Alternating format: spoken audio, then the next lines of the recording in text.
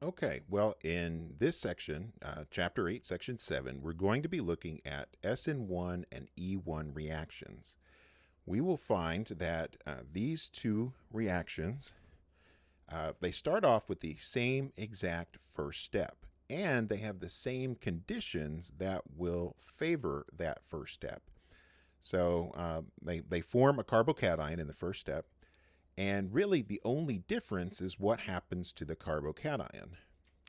In the SN1 reaction, a nucleophile will react with the carbocation and you'll get your substitution product.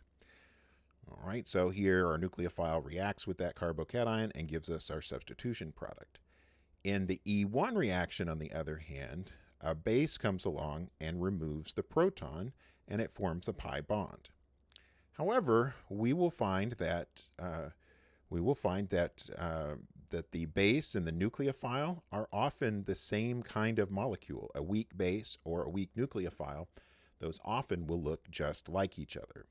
So often when you're doing this reaction, this type of reaction, you will get a combination of both of these.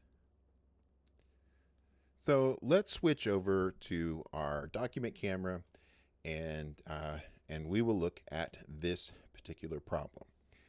All right, so again, we'll break the bond between the carbon and the halogen. We'll make a new bond between our nucleophile and the carbocation.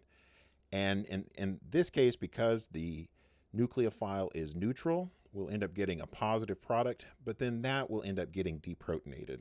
So when you react these, you will end up getting the alcohol. So we'll have CH3 and OH. Now, the other possibility is that we could do the elimination product. And so when we do the elimination product, we would eliminate between the carbon and the alpha, one of the beta hydrogens. So the possibilities here are to eliminate between these two carbons or to eliminate between the carbon and that methyl. So we'll go ahead and do that one. That one would be the major product of the eliminations. And then the other possibility is that we would get this as an exocyclic alkene. All right, and so this one, and I'll go ahead and label that. This one would be our SN1 product, and these would be our E1 products. Now, it's very difficult to make it so that you get one of these over the other. You can kind of drive it to these by doing it at a higher temperature, but that is a challenging thing to do. All right. So on this one here, we've got 1, 2, 3, 4, 5 carbons there, and if we use an alcohol to start with, we're going to get an ether as our substitution product. So 1, 2, 3, 4, 5. We'll have a methyl there, and then O, and then that. All right, so that would be our substitution product. Again, the alcohol would react. We would get a positively charged product, but in a subsequent very fast step, we would deprotonate and get this ether. From that, we could that could react, or the other possibility is that we do the elimination. All right, and one possibility is that we eliminate between carbon 1 and 2, and the other is that we eliminate between carbons 2 and 3. So here we get that one. All right, so those would be our E1 products, and this would be our SN1 product. All right. All right, so next we want to look at the stereochemistry of E2 reactions. And this is interesting, but it is challenging. So you'll want to take your time on this and make sure that you do well on it. In order for the reaction to occur in an E2 mechanism, the carbon-hydrogen bond and the carbon-halogen bond must be coplanar. In other words, they must all be within the same plane. There's two ways to do this. One is what we call syn-periplanar, and the other possibility is what we call anti-periplanar. Now, they're both possible, but one is definitely going to be more favorable than another.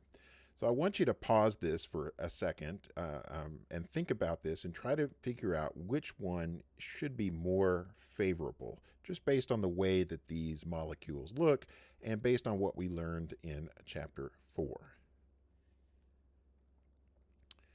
Okay, well, hopefully you had a chance to stop and look at that. Hopefully what you were able to recognize is that the syn-periplanar, the molecule, all the bonds are lined up with each other. In other words, it is eclipsed. Whereas in the anti-periplanar, the bonds are staggered. And so we know that the staggered conformation is more stable than the eclipsed conformation. And so we should expect the anti-periplanar to be a preferred geometry. Now, in addition to the eclipsing issue, there's also an issue of the leaving group and the base getting close to each other. And so I'll show you. So the E2 elimination, it happens much more favorably with the anti-periplanar geometry. So here, the preferred geometry, you'll see that it is a staggered conformation. And in this conformation, we'll also see that the base and the leaving group, which are both electron rich, are further away from each other.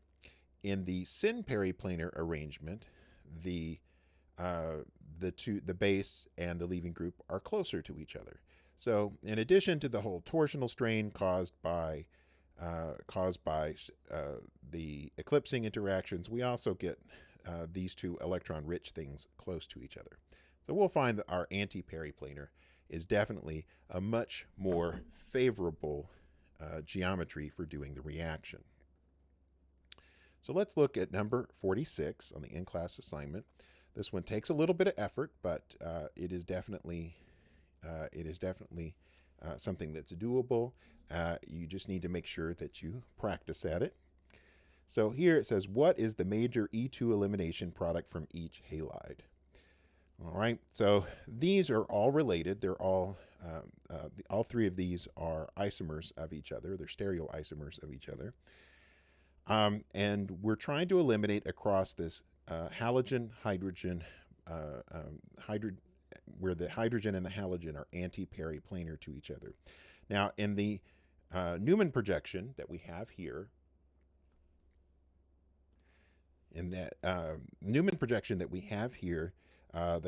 this carbon, that point is a carbon, and then the circle is another carbon. So this one is already in the anti-periplanar arrangement. There's two ways of looking at this problem.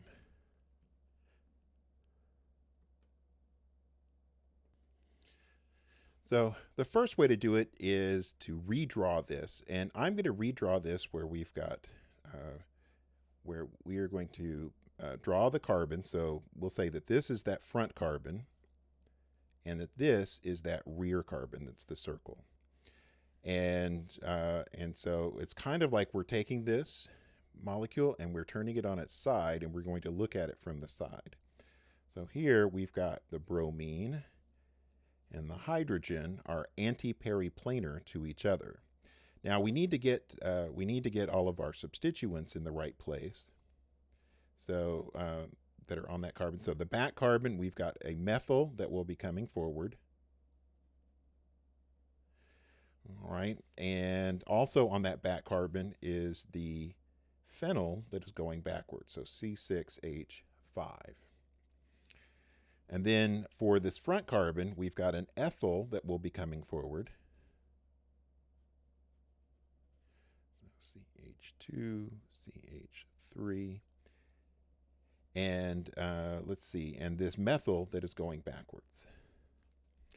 All right, when you eliminate these things, if they're both coming towards you, so the two wedges are going to be on the same side. So when you do the elimination, you'll have carbon, carbon. So here we'll have CH2, CH3, and CH3. And then on the back here, we'll have C6H5. CH5, and on the back on this one we'll have CH3. So the ones that are coming at you will be on the same side, and the ones that are going away will be on the same side of that double bond. All right, and so that will be our elimination product. Now, the other way that you can look at this is to come over here and see, and once you've got it in the proper arrangement, the two that are on this side, okay, those two are going to be cis to each other. So those are these two. And the two that are on this side are going to be cis to each other. So you can either look at it this way or this way. I recommend getting good at both of those so that you are comfortable when you are trying to do this. For this next one, we need to rotate this about the carbon-carbon bond so that we can get the hydrogen and the bromine anti-periplanar to each other. Right now they are gauche. There's a dihedral angle of 60 degrees between that carbon-hydrogen bond and the carbon-bromine bond. So we need to rotate it about. Now it doesn't particularly matter which one we rotate. I'm going to leave the bromine where it is. So we'll do circle. So we'll leave the bromine where it is. The C6H5 is there, and the CH3, we're going to leave those exactly where they are. We're going to rotate that back one so that this hydrogen will come down here. All right, this ethyl will go up here, and then let's see, this methyl will come over here. All right. So if we want, we can do the elimination now without having to draw this. I am going to go ahead and draw it so that we can get a picture of it. I'm going to take this one that is the front carbon and put it on the left. So carbon, and then there is the bromine. Carbon, and our hydrogen is anti-periplanar. And then on that front carbon, we've got a methyl that is coming forward, so CH3. And we've got the phenyl group, C6H5, that is going back. All right. And then on the back carbon, again, the right side is going to be coming towards the front, so CH2, CH3. So that is our ethyl there. And then a CH3 that is going back. All right, now that we've got that, we will find that let's see, the benzene or the phenyl group and the methyl will be on the same side, and then the methyl and the ethyl will be on the same side. So carbon, carbon, and I'm just going to put this one down. So CH3 and CH2, CH3. And then CH3 there, and then C6H5 is there. If you look, these two are actually exactly the same compound. So that means that these two isomers give the same product. All right, so now let's rotate this one around so that it is anti-periplanar. So when we rotate that one around so that it's anti-periplanar, and I'm trying to think of the best way to do this, I'm going to leave the hydrogen where it is and rotate the bromine. So we'll have hydrogen and CH3 and ethyl. We're going to leave those exactly where they are, where they're supposed to be. But we're going to rotate this bromine up to the top. This phenyl will come down over here to the left, so C6H5, and this methyl will come over here.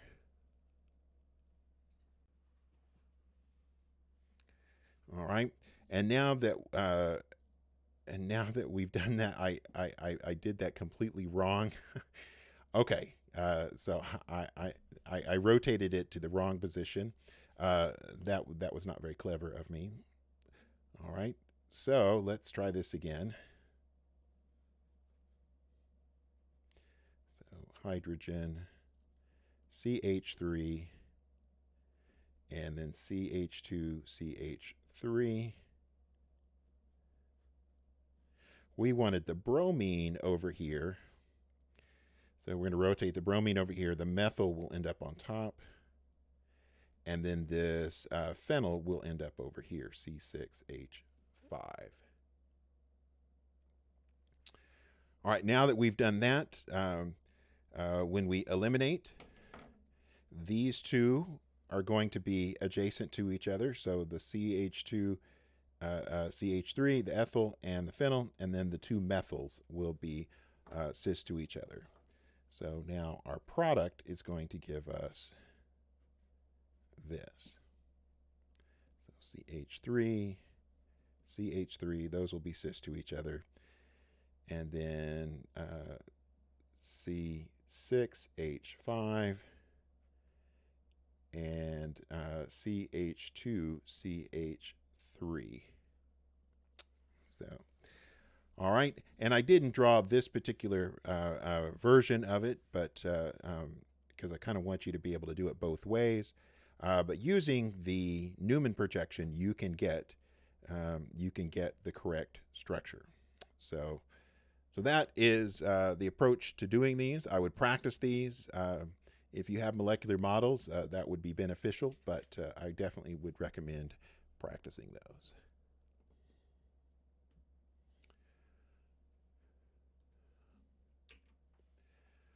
All right, so now what we want to do is we want to look at the anti-periplanar geometry when we're dealing with cyclohexane molecules.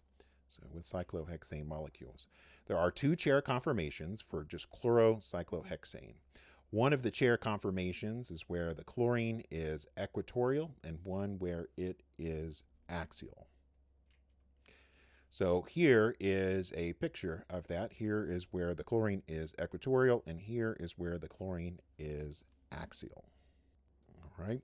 So when this chlorine is in the axial position, it becomes possible for it to do elimination. It will be anti-periplanar to the hydrogens that are on these adjacent carbons. All right. So, and we can look at that. Let me go back over here.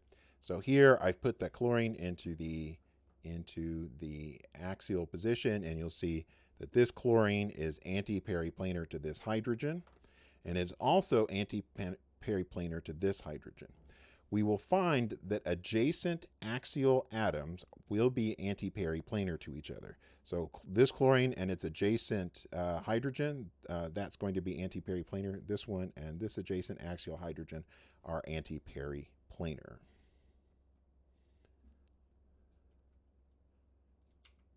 All right. So as I mentioned, that carbon-chlorine bond must be anti-periplanar to the carbon-hydrogen bond on the beta carbon. And so for that to work, they have to be anti-periplanar. So it's possible to do the elimination either with this carbon or this carbon, with that hydrogen or that hydrogen. Either way is going to give you the same product of cyclohexene. And so here it's not that big of a deal, and you don't have to have all of it in the axial position, which is good because the axial position for the chlorine is going to be the less stable position. So this molecule is going to spend less time in this axial position than it will with the chlorine in the equatorial position.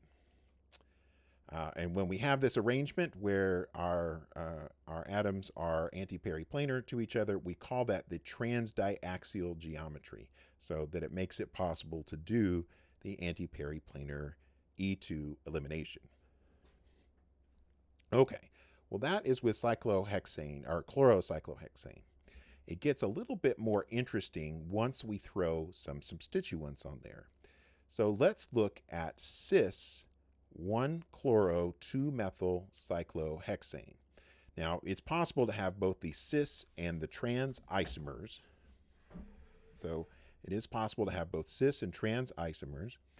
And we want to look at what happens when we've got this as the cis first, and then we will look at the trans. Okay, so I have the molecule, and I'm going to bring up this again. I've got this molecule. I'm going to rotate it around so it looks kind of the same there. So I've got this molecule, and I've got a methyl that is here on this particular carbon, and then in this back carbon I've got a chlorine. And you can see, if you look at this, that the methyl and the chlorine, a little bit challenging to see here, the methyl and the chlorine are both, they are both in the up position. And as a consequence, we'll find that that chlorine and methyl are cis to each other. So this is the cis arrangement. Well, when you have a 1,2 substitution and they are cis to each other, we'll find that one of the substituents will be equatorial and one of them will be axial.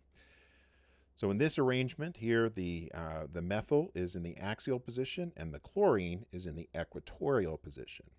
When we do the chair flip, the methyl will now be in the equatorial position and the axial will be in the or the chlorine will be in the axial position. Okay, so again, the halogen needs to be in an axial position in order for the anti-periplanar arrangement to occur. So this one that is over here on the right, that one is going to be the conformation that will react. Well, going back to this model, so here I've got it where the chlorine is in the equatorial position. I'm going to do the chair flip, and now our chlorine is in an axial position. All right, and trying to make it so that it looks like what we have up there. So this looks like this picture over here. You'll see that we've got this chlorine that is in the axial position, and here we've got this methyl that's coming out to the front, and it is in the equatorial position. That means that this chlorine is anti-periplanar to both this hydrogen, where the methyl is, and this hydrogen that is in the 3 position on there. All right, so it's anti-periplanar to both of those. That means that it's possible to do the elimination in both directions. So once it's in that anti-periplanar arrangement, we can do the elimination. So there are 2 types of axial beta hydrogens available to do the elimination. If we do it one way, it eliminates on the one that's less substituted. We will get a di-substituted alkene. And if we eliminate this way, we'll get a tri-substituted alkene. Both pathways are possible, and we will produce some of each. However, Zaitsev's rule will predict, and correctly, that we'll get more of the tri-substituted alkene rather than the di-substituted alkene. And that's because that tri-substituted alkene is more stable and will end up having a more stable transition state. Okay.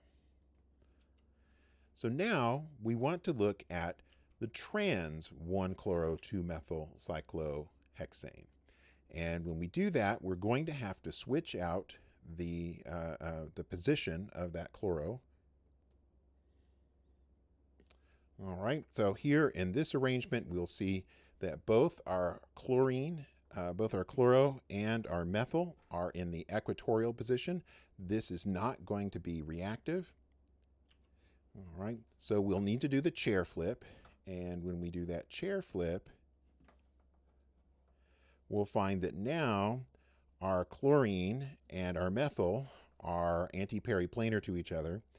And so there is no anti-periplanar hydrogen on the carbon that has the methyl. But there is an anti-periplanar hydrogen on the one that is in the back, right there. So as a consequence, we're going to find that we can do elimination, but we won't be able to get the major product as predicted by Zaitsev's rule. And let me show you why that is. So we'll get what we can refer to as an anti-Zaitsev elimination product. So the conformation D So this conformation is the only one with our axial beta hydrogen. And so the elimination pathway, there's only one elimination pathway. So this chlorine and hydrogen are anti-periplanar to each other. Here, the methyl and chlorine are anti-periplanar, so no elimination occurring that way. So we will only get this particular isomer. All right. So we want to look at number 47 on the in-class assignment. And we want to take into account this anti-periplanar arrangement, and we want to predict what our major E2 product is going to be. And let me switch over to the document camera. Okay, so the way I recommend setting this up is go ahead and make your chlorine carbon number 1. So 1, 2, 3, 4, 5, 6. And then we'll draw a chair conformation. So here is our chair conformation.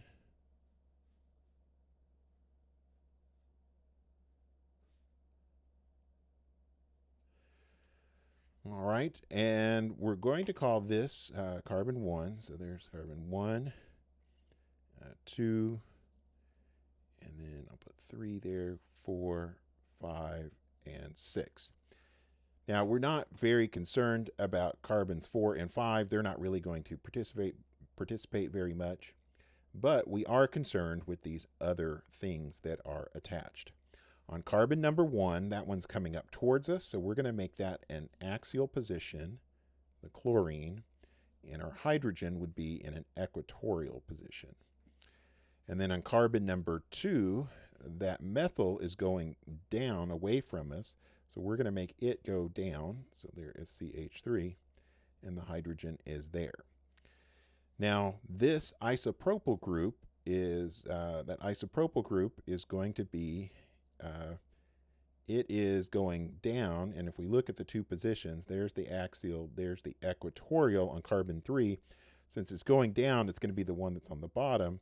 So we'll have that CH3, 2, that isopropyl there, and here we will have a hydrogen. All right, so we had to get that in the right position, but if you look at this, you'll see that between carbon 1 and carbon 2, the chlorine and the methyl are anti-periplanar to each other, so we will get no elimination between carbons 1 and 2. So that means that we're going to need to look at carbon 6, where there is a hydrogen there. There is a hydrogen that is in the equatorial position, but that's not the one that we're concerned with. This hydrogen in the axial position at carbon number 6 and the chlorine in the axial position at carbon 1 are anti-periplanar to each other. Since they are anti-periplanar, we can get elimination between those. So when we do elimination, and I'll just put E2, we're assuming that we have an adequate base to do this elimination. We are going to get elimination between carbon 1 and 6, so we'll get a double bond there. But these, the stereochemistry is going to remain the same. So CH, CH3, 2, those will remain the same. They will be unaffected by this. All right, so that will be the product, and that will be the only product that we get. That will be the only product that we get. Now let's do this one. We're going to draw it the same. The only thing that's different here is that the methyl at carbon number 2 has the opposite configuration. So this is a diastereomer of that. So carbon 1, 2, 3, 4, 5, 6.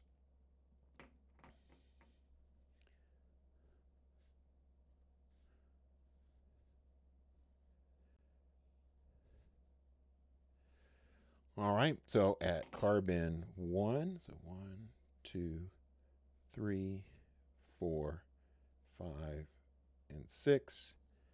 At carbon 1, we still have that chloro that is in the axial position. There's a hydrogen there in the equatorial position. And then since these are on the same side, since this is up, then the methyl is also going to be up. It will be in the equatorial position, and we will have a hydrogen in the axial position. Now our configuration at carbon 3 is identical, so we will end up having the CH3, that isopropyl group will be in the equatorial position, and the hydrogen will be in an axial position. We still have hydrogens over there on carbon 6, so they are still there. But we will see that now on carbon 1, we have a chlorine, and carbon 2, a hydrogen that are anti-periplanar to each other. So it is possible to get elimination between carbons 1 and 2, as well as between carbons 1 and 6. So our product, if it eliminates between carbons 1 and 6,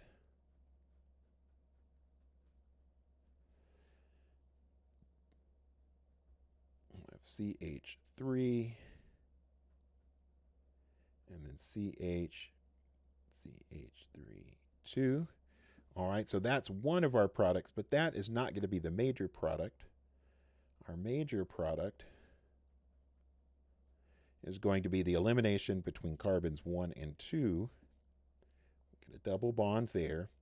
We will lose the stereochemistry at carbon 2, and we will end up with a CH3, and then CH3, 2, that isopropyl group. All right, so here we won't have any stereochemistry because this is an sp2 hybridized carbon. That's an sp2 hybridized carbon. All right, that is a tricky concept, and you need to practice it. So you want to make sure that you practice that.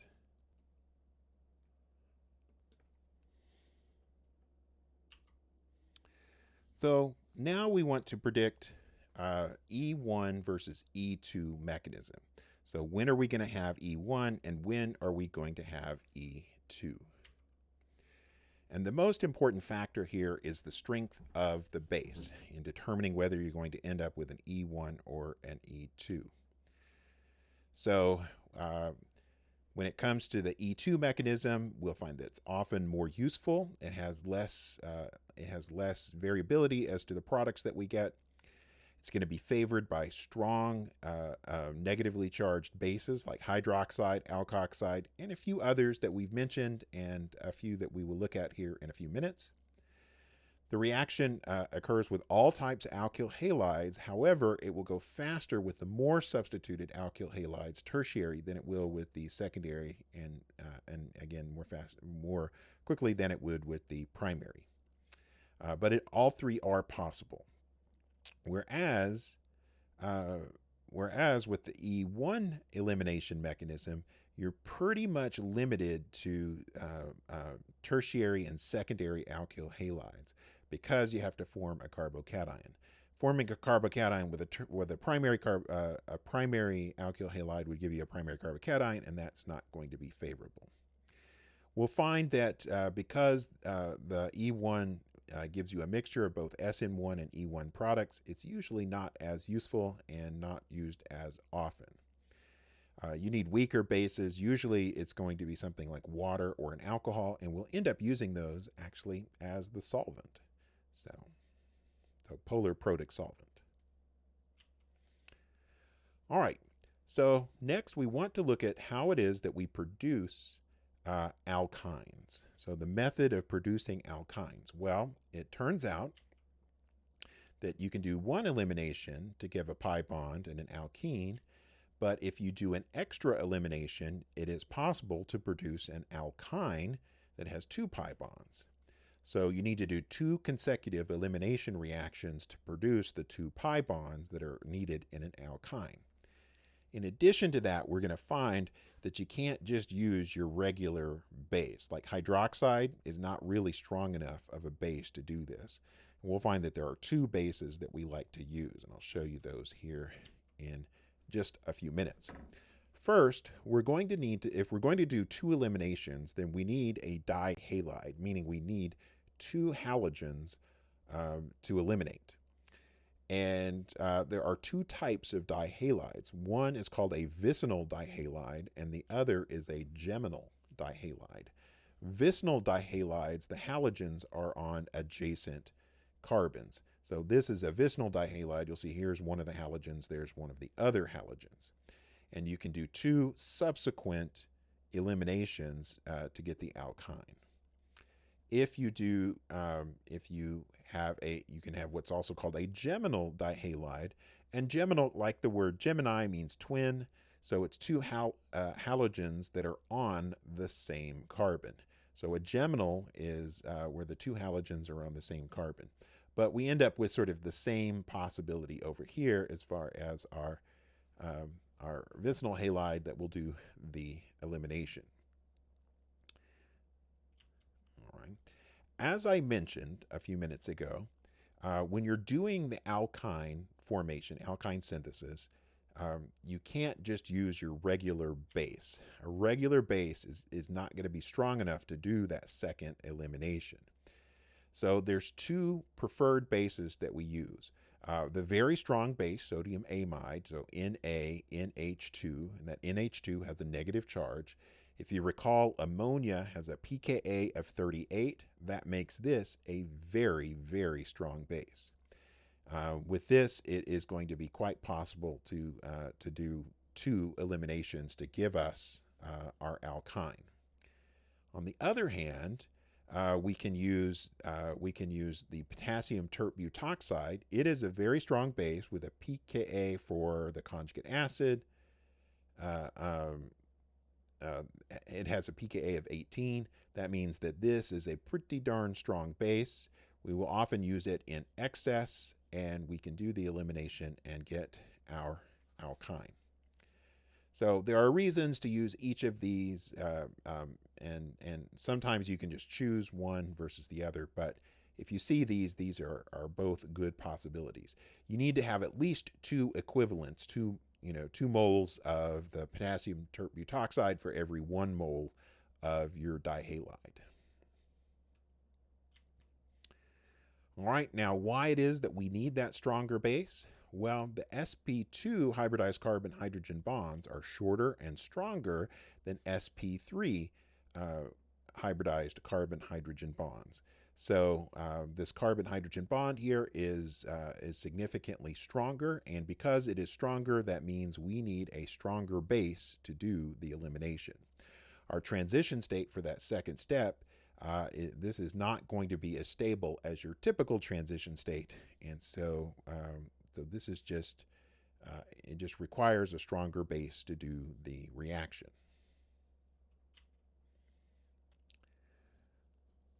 All right, and I thought I had, all right, we're going to do number 50 here.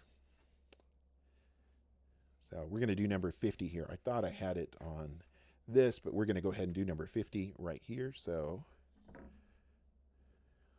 go over to the document camera. All right, so draw the products of each reaction. So here we want to eliminate. We've got a geminal dihalide because we've got two halogens on the same carbon. We're going to eliminate between those two carbons. This turns out to be pretty easy.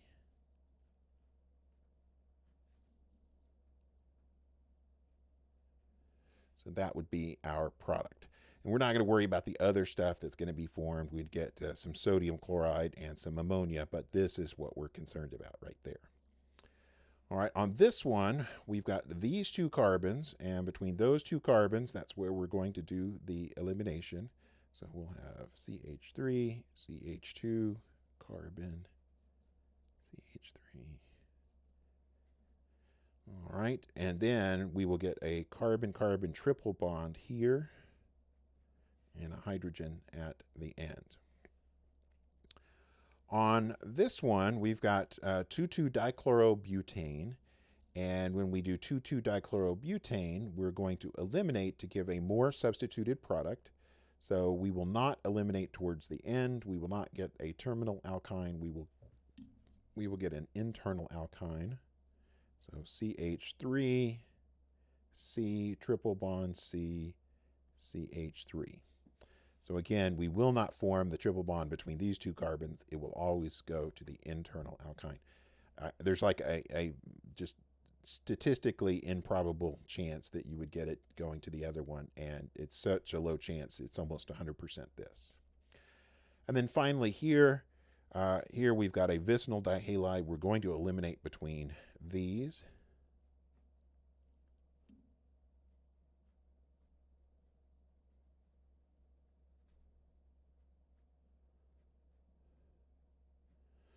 And we get that one. All right. So we're going to end this video here, and we will do the next video starting with section 11.